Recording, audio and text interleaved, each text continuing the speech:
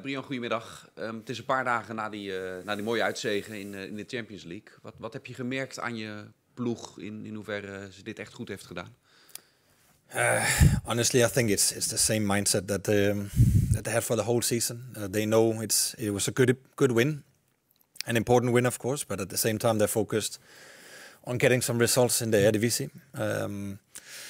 So of course a good travel home yesterday and then today refocus again and try to get some players on the pitch and some a little bit less, but the same mindset, the same focus on getting some points in the eredivisie.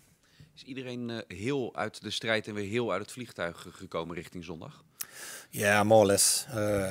Two players today were not on the pitch, but did the recovery and some individual work in the gym. David and Jordan, but both of them will train tomorrow. Ja, als zelfs Hancko er doorheen zit, en dat was aan het einde zo, dat zegt denk ik veel over wat een kracht die wedstrijd heeft gekost. Yeah, no, but as I also said on the press conference, David, he's a fighter. He wants to play every second and every minute. You saw it last year also. One of the players in Europe who played the most minutes available. So he felt a little bit, but he's a fighter, and I expect him also to be ready for Sunday. Hoe staan Bart Nieuwkoop en Kelvin Stengs ervoor? Gaat dat nog voor de break lukken of wordt dat pas erna? No, it's going to be after. I talked a little bit regarding Bart. It's the same update there. He was on the pitch again today, but obviously Sunday is too soon. And Kelvin, we hope within the next period, but it's taking this time as well. We want to make sure we don't force anything, so I don't expect something within the next couple of weeks for that matter. Nu tegen Twente, een team en een coach die complimenten krijgen, terecht denk ik. Ook wat ze in de Europa League laten zien tegen topploegen. Ze zetten tactisch goed neer. Mourinho zegt dat bijvoorbeeld ook. Ben je ook onder de indruk zoals die trainer dat is? Yeah, there's no doubt they did well last year. And the games I've seen this season and also yesterday, they have good players, have a good structure, have a good mindset. In the squad, it looks like a team who knows exactly what to do offensively and defensively when you watch them. So there's no doubt they benefit from the same coach and the same players for some time now, and good players with very good quality. And I think they played a very good game against Fenerbahçe yesterday. Zie je daar ook de invloed en de hand van de trainer Oosting in terug in hoe dat team speelt? I would expect so. Unfortunately, I don't know him that well, of course, but I think at the end of the day, it comes down to the coach as well, how a team is presenting himself in some aspects, and he's been there now for a while and done really well with the team, playing good football, good attacking football as well, some nice goals they're scoring, and at the same time, the high pressure is quite good as well. Jullie hebben een dag meer rust natuurlijk, wel een vliegreis terug. Heft dat elkaar een beetje op of is dat toch nog een voordeel voor jullie, zo'n extra dag herstel? I think normally yes. Of course, it's always good to have an extra day recovery, but at the end of the day, it's a new game on Sunday. Eredivisie is something different. It's has its own life, and it also has to. And I think they will come with full power, even though they played yesterday at 9 o'clock. Then they will bring everything they have out here on Sunday. So it's up to us to focus on us and how we want to do things, how we want to approach the game, how we want to play it. That's the most important thing. And then of course take into consideration of the strong sides and also the weak sides of Twente. Dankjewel. Gaan we naar achteren. Sinclair, ESPN. Goedemiddag. Veel wedstrijden in deze periode. Is jouw ploeg er ook al klaar voor? 3 wedstrijden in 8 dagen te spelen? They have to, yes. Maar heb je dat idee ook? Of? Yeah, no, for sure.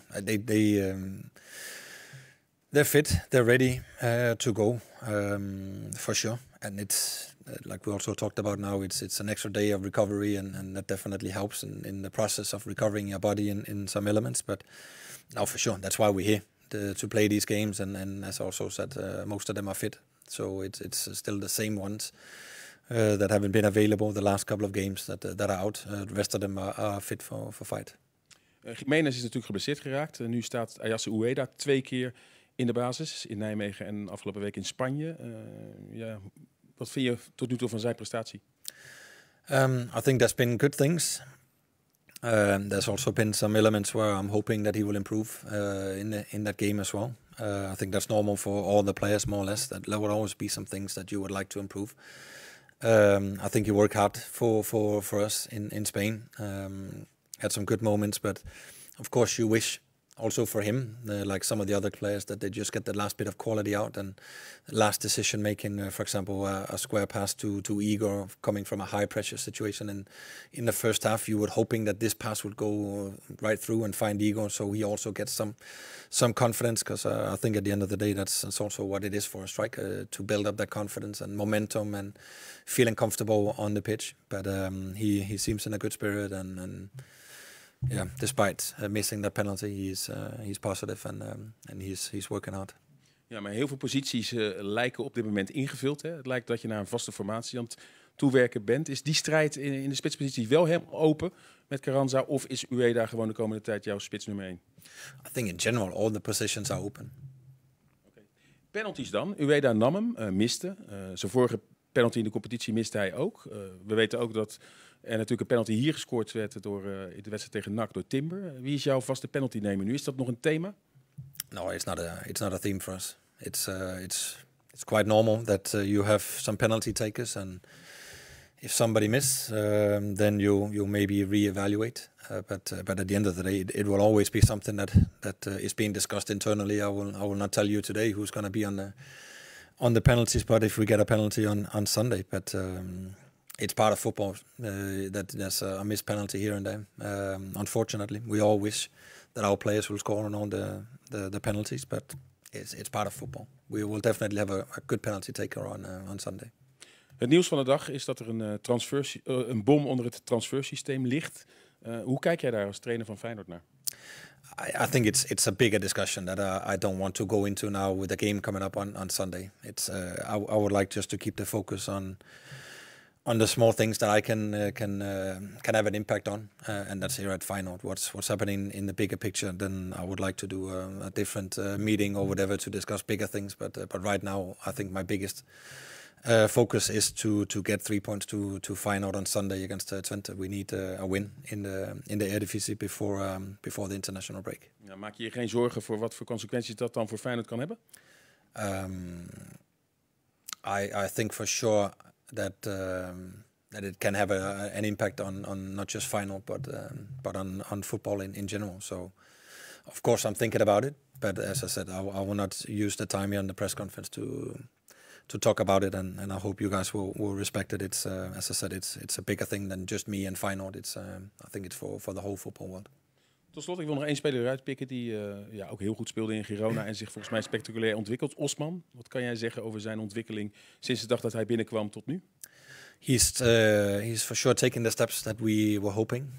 I knew him from the Danish league, so of course I followed him a bit and know what he's capable of. And right now he's in a phase where he's building himself up physically. He had a preseason obviously with Brighton, but missed out on some friendly games and some good game time minutes, and that's where we're trying to build him up as well, to keep him fit.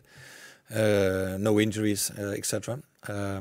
And then we all see his qualities here and there. I still think there's some elements that he needs to improve, which is also normal. He's just a young one on 19 years old, so he will take the steps. But of course, I'm happy with the progress he's making.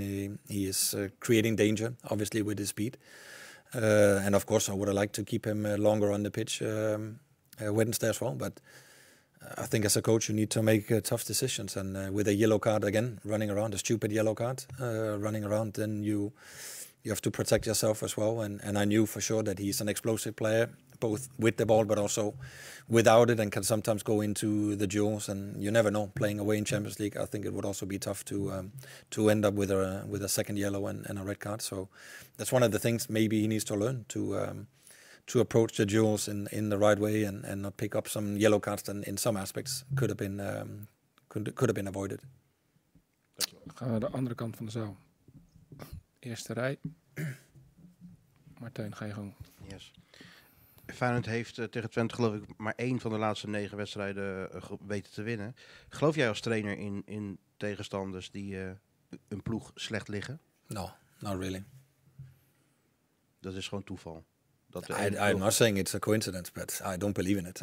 I think every game is a new game, and every game is a new opportunity to get a win. and that's also what I see with Twente. Obviously, I've seen the results and know it's a good team. It's a very good team.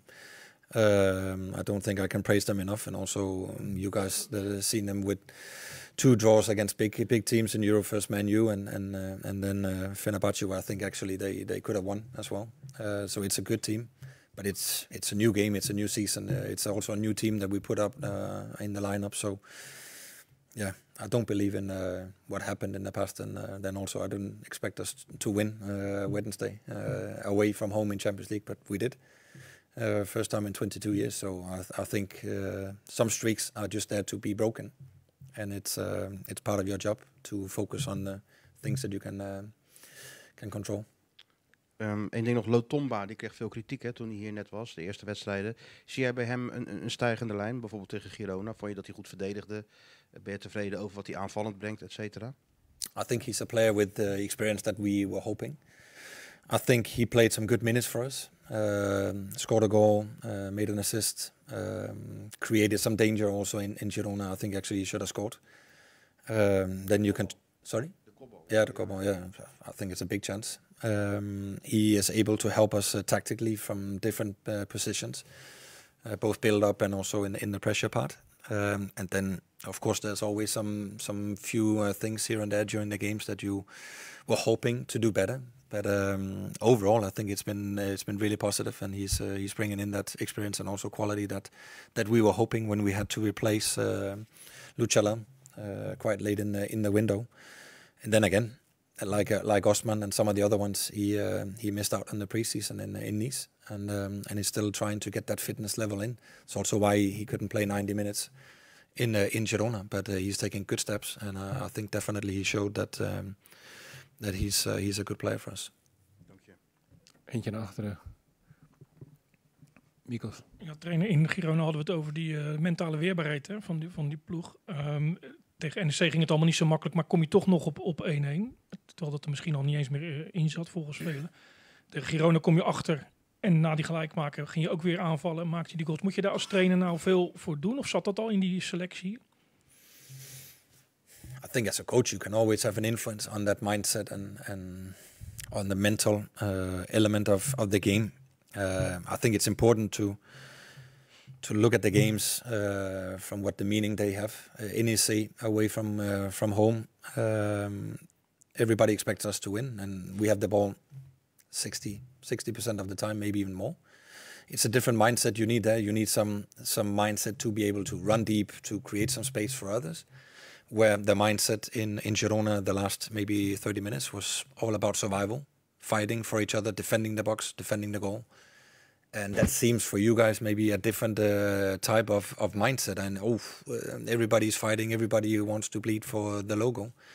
But I actually see the same when we play against the NEC. Then it's just a different mindset. Players have to think about the ball. Where does the ball have to be passed? Where do I have to run? Which position can I take to help my teammates to create a goal? But here it's a lot easier to get that mindset that you guys are sometimes talking about from Feyenoord, that we want to fight and bleed for the logo. Because you see everybody is going hard in the duels. Everybody is running meters backwards towards the goal. Everybody is fighting inside the box to deny goals. And for some reason, that's the assumption for many people, then, that's the proper mindset. But I actually seen this mindset in a lot of the games we played. But it's just the opposite when it's defending and it's attacking. And I think that's sometimes what can make it confusing to watch and think, players are not engaged enough, players don't want this enough. But I don't see it that way. I actually see that against NEC, they wanted to win. They wanted to score more goals than just one. But it's just much harder when all initiative is on your shoulders and finding the right patterns to break down a low opponent who's making it compact and difficult. That's a different mindset, and it can seem that players are not putting in the effort that they maybe should. But it's for me, it's the hard part in football, and that's why it also sometimes is easier to defend than to attack. Dat klopt natuurlijk helemaal, maar als het 2-2 wordt in Spanje en je bent daar eigenlijk tevreden met een punt, denk ik, vooraf, dan zie je toch dat die ploeg weer naar voren gaat. Dan staat je linksback plots weer op de achterlijn van de tegenstander. Dat zegt ook wel iets. Yeah, no, it does. I'm really positive in this element. It's important that you got players who believe. And I definitely felt that belief in Spain. And definitely during second half, I felt the belief getting better and stronger for every minute and every period of the game. It got better and better. The boys started to talk more for each other. They started to run a little bit more for each other. Like you said, David ended up left back and creating a goal chance for us. So it is the mindset that we need, and that's also what I'm talking about for a lot of press conferences. It takes time for this group to get stronger together, but it's taken steps. And you saw it also, Facundo coming in. He gave everything. First, I put him in as a centre back. 5 minutes later, I put him as a left back because David was a little bit challenged. And he doesn't complain. He just do the dirty job, and that's what you need. En wat die mindset betreft, die dagrust, hè, dat verschil tussen jullie en Twente. Komt het dan ook aan op zo'n mindset in het eerste kwartier van zo'n wedstrijd die je zondag gaat spelen, waarin je misschien hun de vermoeidheid kan laten voelen in plaats van dat ze zich in die wedstrijd... It can be. I understand your question, and in general, I would like to say yes, but for me, it's football, and Twente also knows. Yeah, in 90 minutes, then it's an international break. Then you can rest for 2 weeks. So I know they will come out here and they will give everything they got, push out all the energy they have in the tank, and do everything they can to get a result here. So yeah, I don't see it as a big advantage. It's football, and it's 90 minutes, and it's a big game both for us but also for Twente. So they will give everything, and we also been in the opposite where we had 1 day less of recovery than others, but still we have to perform, and I think that's also what you're going to see on Sunday. I hope we can see a difference, but I know it's going to be difficult, and that's why I focus on how we can prepare our guys and make sure that they give everything and they try to fill in the style of play that we want.